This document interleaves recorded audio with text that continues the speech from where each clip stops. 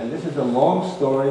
A lot of it is told in the splendid book by Lenny Granite called Zionism in the Age of Dictators, which Word Power Books is going to reissue when, Carlson? It's going to be in October this year with an introduction by myself. And look forward to seeing that book again.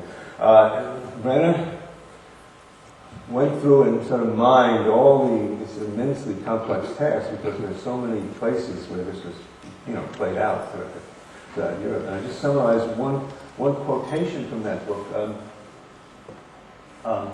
that is from 1925, okay, before Hitler comes to power, but it nonetheless is indicative of where the Zionists were at. A man named Jacob Klotzkin, who was the co-editor of the Encyclopedia Judaica, in other words, a big scholar of the Jewish community and a Zionist, said, this is quote, "If we do not admit the rightfulness of anti-Semitism, we deny the rightfulness of our own nationalism." Fantastic. Okay? They had to actually admit that anti-Semitism was correct, and that the Jews do not belong in Europe, and the Jews should get out. And in doing so, they were led, and once Hitler took power, to begin to cut deals with them. And you saw a very striking phenomenon, namely that while most of the Jews who were not Zionists fought, most of the fighters against anti-Semitism were Jews who were not Zionists. Some Jews who were Zionists fought anti-Semitism before Hitler. But a lot of the Zionists made one form of accommodation or another, in part because they felt to get Hitler on their side. If you got the Nazis on your side, you could get out of Europe. And you have a common interest. Nazis want us out of Europe, we want ourselves out of Europe, therefore let's work together. And there's a long record of this. There's something called the Ha'avra, which is a series of translation. It's transfer arrangements. It was that the Jews would buy a German property, buy steam engines or something heavy duty, and they would, because there was a blockade from the very beginning of Nazi Germany. They were not, there was an attempt to isolate them, and the Hitler movement was actually only 10 minutes. No way, man. Sorry, I'll do my best. I'll speak up. I can't see it. I know, I told you this was going to. This subject is too interesting. Sorry. But in other words, the Germans couldn't conduct their own business with the West, but the Jews could.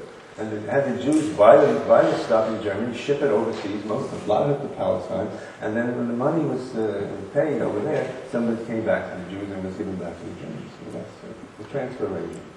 A lot of the Zionists were horrified at that, but that's what it's like.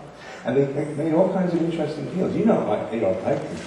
You all know Adolf Eichmann, right? He was the one whom Israel executed in the 60s for his role in the final solution. He organized the getting the Jews into the death camps.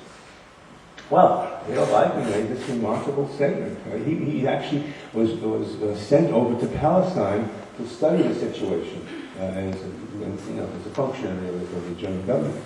And he came back and he said, "Oh, I really like those Zionists." He said, "If I were Jewish, I would be a Zionist." He said, "I would not just be a Zionist, I'd be the most enthusiastic Zionist you can imagine." That's just Eichmann. He really got along with him. Oh, speak up. Eichmann really got along with him. Some of this got quite extreme, and in fact there were a lot of pitched battles between fractions of Judaism about fighting the Nazis. And just to get to the most extreme instance, in 1941 there was a terrorist Zionist organization called the Stern Gang, which is the most far-right institution, and they actually made an overture to Hitler. And Avi Stern, the head of the Stern Gang, says, the evacuation of the Jewish masses from Europe is a precondition for solving the Jewish question, but this can only be made possible and complete through the settlement of these masses in the home of the Jewish people of Palestine. and therefore we call a common interest between the establishment of a new order in Europe and conformity to the German concept and the true national aspirations of the Jewish people. We call cooperation between the new Germany and a renewed folkish national Hebrewism would be possible, and the establishment of a historical Jewish state on a national and totalitarian basis and bound by a treaty would be in the interest of a maintained and strengthened future German position of power in the Near East. So, this offer would be connected to the military training and organizing of Jewish manpower in Europe under the leadership and command of this group. These military units would take part in the fight to conquer Palestine should such a fight be agreed upon. In other words, what he was saying is he wanted to actually join the Nazi movement and to fight Britain in Palestine in order to get a Jewish state. Now, out of Stern is as far out as you could get, but the point is this was a part of the Zionist movement. And it's got additional significance of the fact that after Stern died, I think he was killed. He was killed, shot. You know who took over? It's a man named Yitzhak Shamir, who was Stern's lieutenant. And Yitzhak Shamir eventually became Prime Minister of Israel.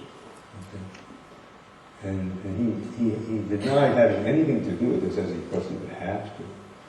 But the students of this said not at all. He knew everything about it. He was involved in it. So eventually Israel has as its first foreign minister and then prime minister, a man who actually solicited help to help the Nazis fight, to join them in the fight against Britain. So this tells you how bizarre these political structures can become. And of course the Nazis turned it down because it was intolerable. They weren't going to deal with the Jews, and plus they were going to offend the Arabs in doing so.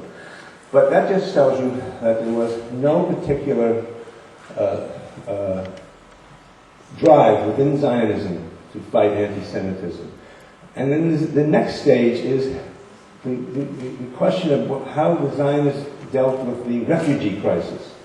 The Zionists dealt with the refugee crisis in a most peculiar way. I mean, there's a very famous and bizarre quotation from David Ben-Gurion, which some of you may have heard. I'll just read it to you. It's a brief quotation. It's an embarrassment to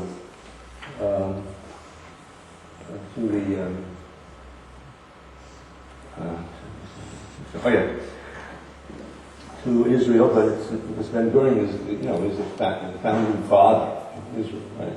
And he writes in 1938, quote, "If I knew that it was possible to save all the children in Germany by transporting them to England, but only half by transporting them to Palestine, I would choose the second option because we face not only the reckoning of these children, but the historical reckoning of the Jewish people."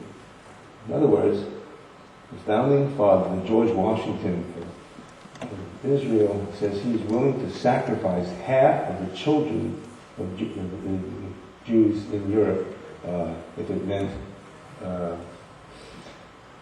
fulfilling the historical destiny of the Jewish people, because that's what Israel is and became. And in fact, as a man named Yosef Brodzinski, who wrote a book called In the Shadow of the Holocaust, pointed out, people say, oh, Ben-Gurion couldn't have meant that. Oh, he did mean that. Because as a matter of fact, there were efforts to bring Jewish children out of the camps. This is after the Holocaust was wound down.